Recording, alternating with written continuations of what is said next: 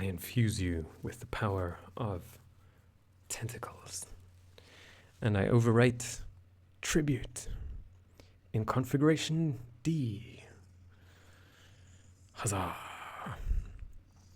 With great power comes great tentacles. What's up? How are you all doing? Hope you're enjoying this video and looking forward to learning all about the Helminth system and Archon Shards.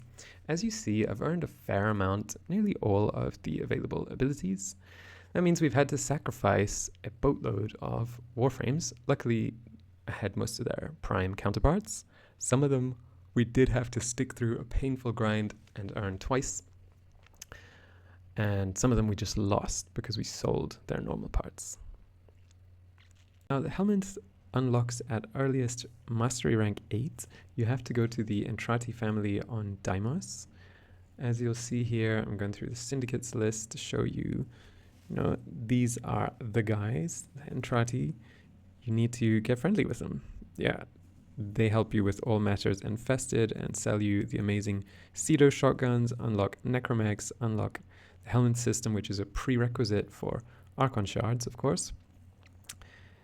You get these invigorations 3 per week, and once you have gained 10, which require you use these strange resources, which you feed to your Hellion. Your Hellion also has a unique sort of hunger system. If you feed too much of the same thing, he doesn't want to eat it anymore. A bit of a fussy eater.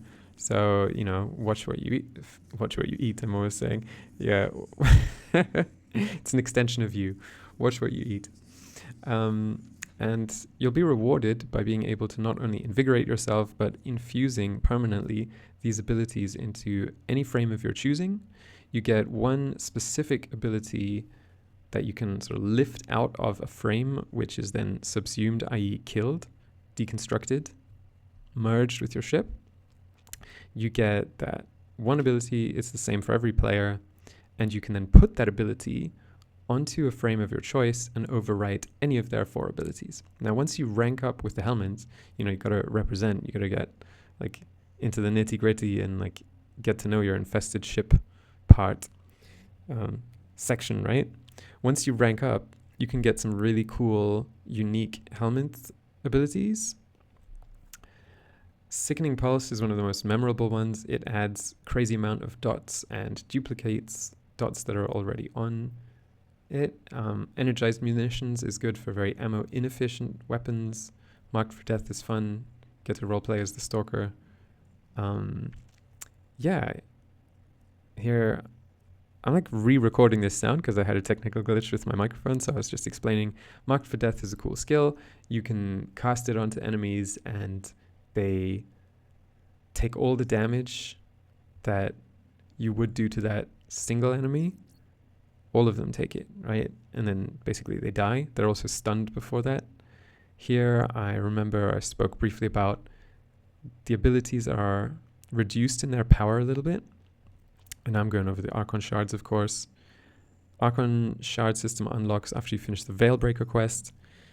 You have 6 unique colors. You're a child of the rainbow. Skittles taste the rainbow.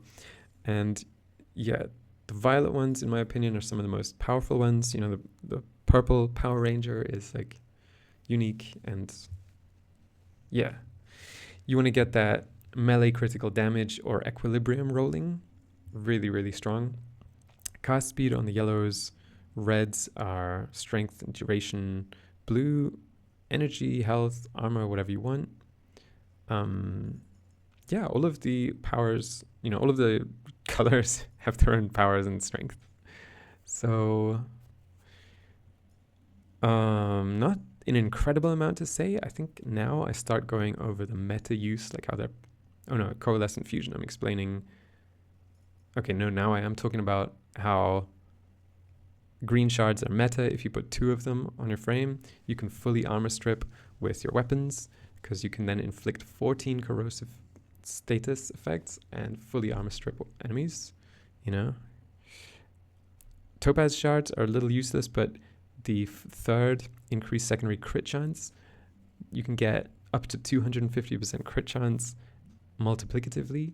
So if you have 100%, it'll go up to red tier, definitely.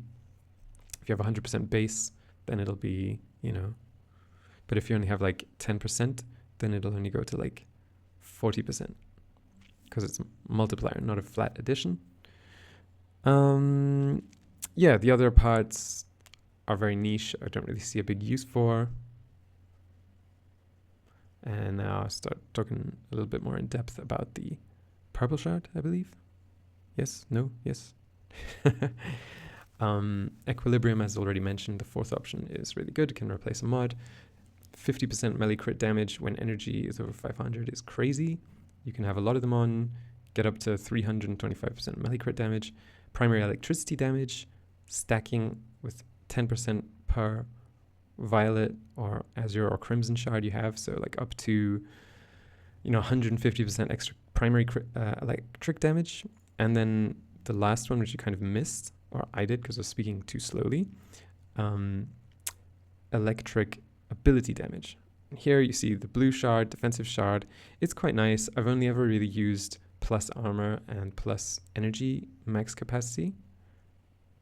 Yeah, it's part of the sort of set bonus for purple shard. Yellow shard, cast speed, I would really use. Some people use parkour velocity or like maximum energy is filled, but preparation is better for that on a frame like Ivara, or, you know, something that has a drain of energy and a huge health pool.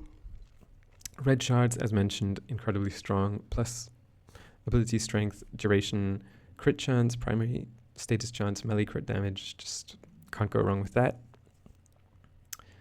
Better in a way than the topaz shard, because topaz you have to stack off of kills. Red just gives you the flat plus secondary crit chance. If you know you're not going to kill like at least 37.5 enemies, then go for the red shard. Or, yeah. Also here, I was speaking about, before I noticed the microphone wasn't working at all, you can reset the Helminth's hunger system. So instead of wasting tons of resources with this red arrow, which he now doesn't like anymore, if you feed some sentient parts to the Helminth, the sentient parts are really expensive and rare, but it will reset the hunger level if you have some spare ones. Wouldn't advise it, but it's something you can do. You know, if your big guy just desperately needs a midnight snack, but he doesn't want to eat that Snickers or pizza because it's stale, or, you know, he just needs that special something, there's how to Jedi mind trick him.